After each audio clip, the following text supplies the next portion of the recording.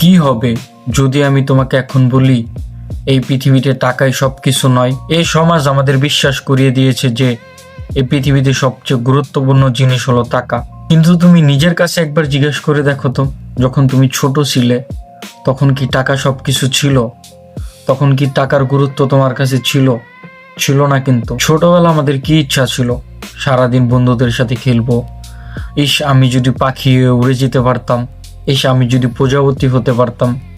ছোটবেলায় বিভিন্ন অদ্ভুত আমাদের স্বপ্ন ছিল।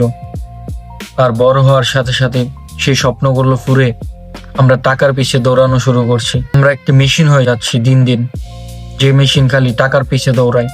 এই সমাজ, এই পরিবার, এই আত্মীয় স্বজন সবাই তোমাকে একটা সময় পর্যায়ে ক্যারিয়ারের দিকে, সাকসেসের দিকে টান দেওয়া শুরু করলো, ধাক্কা দেওয়া শুরু করলো, তোমাদের ধাক্কা দেওয়া শুরু করলো, পুশ দেওয়া শুরু করলো যে এখন কিছু করতে হবে, ক্যারিয়ারে কিছু বানাতে হবে।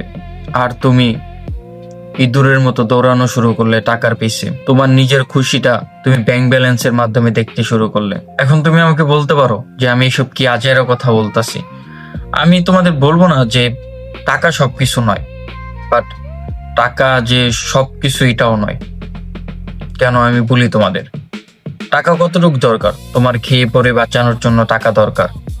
এখন যদি তুমি টাকার নেশায় পড়ে একেবারে সবার থেকে ধনী হওয়ার ট্রাই করো, তাহলে তো তুমি নিজের মনুষ্যত্ব বোধ বা তোমার নিজের মধ্যে তুমি হারিয়ে ফেললে।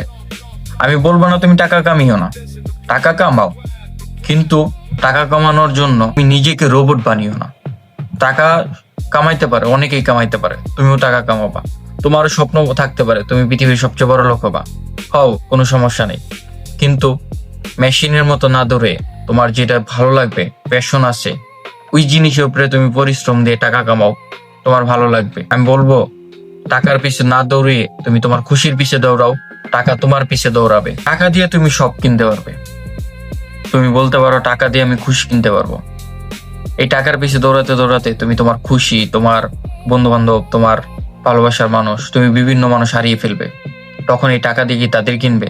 এখন তুমি বলতে পারো অডির থেকে BMW তে কান্না করা অনেক ভালো, কিন্তু আমি বলবো তুমি কান্না কেন করবা সাকসেস হওয়ার পরে?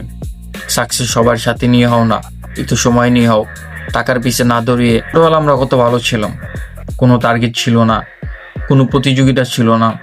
আমরা খেলাধুলা করতাম, এনজয় করতাম লাইফটা। বড় হওয়ার সাথে সাথে আমাদের জীবনের টার্গেট আসা শুরু করলো, এই অ্যাচিভমেন্ট করতে হবে, ওইটা জিততে হবে, এইটা করতে হবে, ওইটা করতে হবে, নানা বাহানা, নানা কাহিনী। ছোটবেলায় এইগুলো ছিল আমাদের মধ্যে? বলো। আমাদের সমাজ আমাদের মধ্যে একটি লোভ ঢুকিয়ে দিয়েছে। লোভটা কেমন? তোমাকে পড়াশোনা করতে হবে, তোমাকে এইচএসসিতে ভালো রেজাল্ট করতে হবে, কলেজে ভালো রেজাল্ট করতে হবে, ভার্সিটিতে ভালো রেজাল্ট করতে হবে, যাতে তুমি একটা ভালো জব পাইতে পারো। এখন ভালো জব পাওয়ার পরে তখন তোমার কলিগদের মধ্যে কথা হবে যে ওই গাড়ির মডেলটা দেখছিস কত সুন্দর, এইটা দেখছিস, ওইটা দেখছিস। তখন তুমি প্রতিযোগিতার মধ্যে চলে যাবা যে হ্যাঁ আমার এটা করতে হবে, এটা আমার উইন করতে হবে। তখন তুমি ওইটা উইনের পিছে দৌড়াবা। তো আমাদের সমাজ আমাদের একটা লোভী বানিয়ে দিয়েছে। আমরা যা পাই তার থেকে বেশি চাই, আমাদের খিদা কখনো মিটে না। তাহলে শুরু করো, আমি তোমাদের বলি, নিজের সাথে নিজে কথা বলো, নিজের সাথে নিজে কথা বলো। দেখো তোমার ভিতরের মানুষটা কি চায়। তোমার ওই ছোটবেলার বাচ্চামিগুলাকে আসবে তোমার কাছে এই ধন দৌলত টাকা পয়সা এগুলো চাই? যদি অ্যান্সার হয় না, অ্যান্সার হবে না। কারণ তারা চায় একটা সুখ, একটা আনন্দ, তোমার ফ্যামিলির সাথে তোমার একটা ভালো সম্পর্ক। কিন্তু এই যখন তুমি টাকার পিছে দৌড়ানো শুরু করলে তখন সব তোমার লাইফে চলে গেল। ওই ছোটরা তোমার কাছে এটা চায়নি, ছোটরা চাইছে তুমি কিভাবে লাইফটা সুন্দর করতে পারবে, এনজয়ফুল করতে পারবে। সো টাকার পিছে না দৌড়ে আমি মনে করি তোমরা নিজের হ্যাপিনেসের পিছে দৌড়াও, টাকা তোমার পিছে দৌড়াবে। এটা আমি বললাম তোমাদের।